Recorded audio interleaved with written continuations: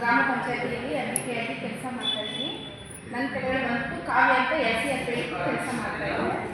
ನಾವು ಸಂಜೀವಿನಿ ಶ್ರೀ ಗಾಯತ್ರಿ ದೇವಿ ಒಕ್ಕೂಟ ಕಡೆಯಿಂದ ಹೆಣ್ಣು ಮಕ್ಕಳಿಗೆ ಅನುದಾನ ಅಂತ ಬಿಡುಗಡೆ ಮಾಡಿದ್ದಾರೆ. ಅದರಲ್ಲಿ 10 ಜನ ಇರಬೇಕಾಗಿ, ಆಮೇಲೆ ಒಬ್ಬೊಬ್ಬರು ಏನಾದರೂ ಸ್ವಯಂ ಮನೆಯಲ್ಲಿ ಟೈಲರಿಂಗೋ ಇಲ್ಲಾಂದರೆ ಅಂಗಡಿನೋ ಏನಾದರೂ ಅವರು ಉಪಯೋಗಕ್ಕೆ ಬಂದು ಸ್ವಯಂ ಉದ್ಯೋಗಗಳನ್ನು ಮಾಡ್ತಾ ಇದ್ದರೆ ಅದರಿಂದ ಲೋನ್ ತಂದು ಬಿಡುಗಡೆ ಮಾಡ್ತೀವಿ. ಅದರಲ್ಲಿ ಒಂದು ಗ್ರೂಪ್ಗೆ 1,50,000 ಕೊಡ್ತೀವಿ. ಅದರಲ್ಲಿ 3 ಜನ ತಗೋಬೇಕಾಗುತ್ತೆ, 55. ಆಮೇಲೆ SSP ಅಂತ ಬಿಡುಗಡೆ ಮಾಡಿದ್ವಿ. ಅದರಲ್ಲಿ 40 ಪೈಸೆಯಿಂದ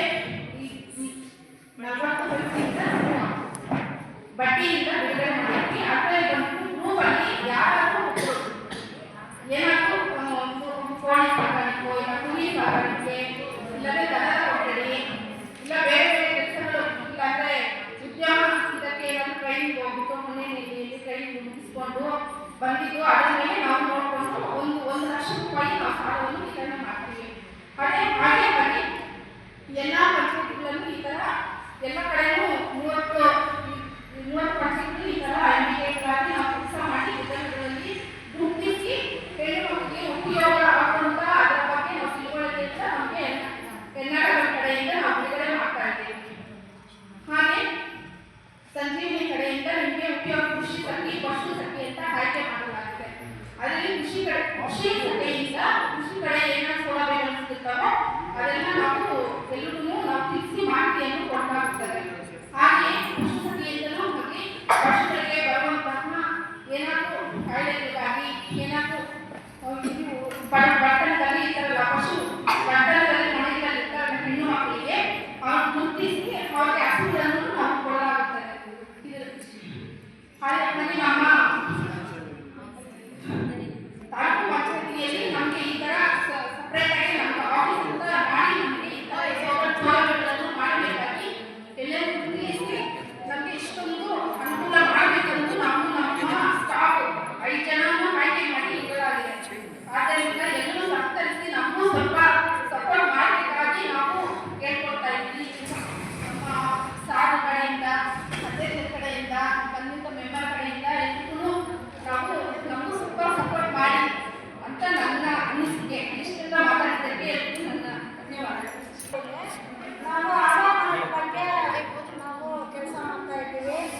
ಮತ್ತೆ ರಾಸಾಯನಿಕ ಗೊಬ್ಬರಗಳನ್ನು ಬಳಸಬಾರ್ದು, ತಿಪ್ಪೆ ಗೊಬ್ಬರವನ್ನು ಬಳಸಿ ನಾವು ಆರೋಗ್ಯಕ್ಕೆ ಹಾನಿಕರ ಅಂತ ನಾವು ವ್ಯವಸಾಯದಲ್ಲೂ ಕೂಡ ಕೃಷಿ ಬಗ್ಗೆಯೂ ತುಂಬ ಮಾಹಿತಿಗಳನ್ನು ನೀಡ್ತಾ ಇದ್ದೀವಿ. ಎಲ್ಲರೂ ಸಾವಯವ ಕೃಷಿ ಬಗ್ಗೆನೇ ವ್ಯವಸಾಯದ ಬಗ್ಗೆನೇ ಗಮನ ಇಟ್ಟು, ಯಾಕೆಂದರೆ ಈಗಿನ ನಮ್ಮ ತಾತ ನಮ್ಮ ಅಜ್ಜಿ ಅವರೆಲ್ಲ 100 ವರ್ಷ ಬದುಕ್ತಾ ಇದ್ರು. ನಾವು 60 ವರ್ಷಗಳೇ ನಾವು ಇಳಿಯಲ್ಲ ಇಲ್ಲ. ಹಾಗಾಗಿ ಎಲ್ಲರೂ ದಯವಿಟ್ಟು ರಾಸಾಯನಿಕ ಗೊಬ್ಬರಗಳನ್ನು ಬಳಸ್ತೀರ, ತಿಪ್ಪೆ ಗೊಬ್ಬರವನ್ನು ಬಳಸಿ ವ್ಯವಸಾಯಗಳನ್ನು ಮಾಡೋದ್ರಿಂದ ನಾನು ಮನವರಿಕೆ ಮಾಡಿಕೊಡ್ತೇನೆ. ಇನ್ನೊಂದೇನೆಂದರೆ ಹೆಣ್ಣು ಮಕ್ಕಳು ಕೂಡ ಅವರಿಗೆ 60 ವರ್ಷ ಆಗೋದ್ರಿಂದ ಮದುವೆ ಮಾಡ್ತಾರೆ. ಗಂಡು ಮಕ್ಕಳನ್ನು ಮಾಡಬೇಕು, ನೀವು ಮನೆಯಲ್ಲಿ ಮಾಡಲು ಸಹ ನೀವು ಮಕ್ಕಳು ಮಾತಾಡಬೇಕು ಅಂತ ಕೂಡ ಸ್ಕೂಲ್ಗಳಲ್ಲಿ ಕೂಡ ನಾವು ತರಬೇತಿಗಳನ್ನು ನೀಡ್ತಾ ಇದ್ದೀವಿ. ಅದರಲ್ಲಿ ಕೂಡ ಸಹ ಹವಾಮಾನದ ಬಗ್ಗೆ ಯಾರಾದರೂ ಮಾಡಿ ಪ್ರತಿಯೊಂದರಲ್ಲಿ ನಾವು ತಿಳುವಳಿಕೆ ಮುಟ್ಟಿಸ್ತಾ ಇದ್ದೀವಿ. ನೀವು ಕೂಡ ಕೇಳ್ಕೊಂಡು ನಿಮ್ಮ ಮನೆಯಲ್ಲಿ ಎಷ್ಟು ಜನಕ್ಕೆ ಸಾಧ್ಯ ಆದರೆ ನೀವು ದಯವಿಟ್ಟು ತಿಳಿಸಿ ಅಂತ ನಾವು ನಿಮ್ಮೊಳಗೆ ನಾನು ಬೇಡ್ಕೊಂಡು ಸವಿಸ್ತಾರವಾಗಿ ತಿಳಿಸ್ಕೊಟ್ಟಿದ್ದಾರೆ.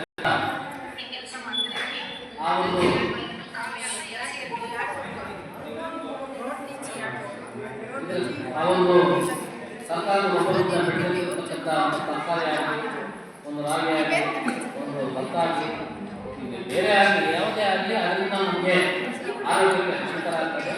ಆ ಒಂದು ನಿಟ್ಟಿನಲ್ಲಿ ಪ್ರತಿಯೊಬ್ಬರಿಗೂ ಸಹ ಸಾವಯವ ಗೊಬ್ಬರವನ್ನು ಬಳಸಬೇಕಂತ ಹೇಳ್ಬಿಟ್ಟಿದೆ ಮನವರಿಕೆ ಮಾಡಿದೆ. ಎಲ್ಲರೂ ತಿಳಿಸ್ಕೊಟ್ಟಿದೆ. ಅವರಿಗೆ ಪ್ರತಿಯೊಂದು ಸಭೆಯಾಗಿ ತಮ್ಮೆಲ್ಲರೂ ಧನ್ಯವಾದ.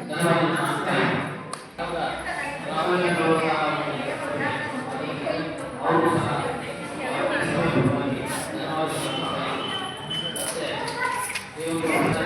ಧನ್ಯವಾದ.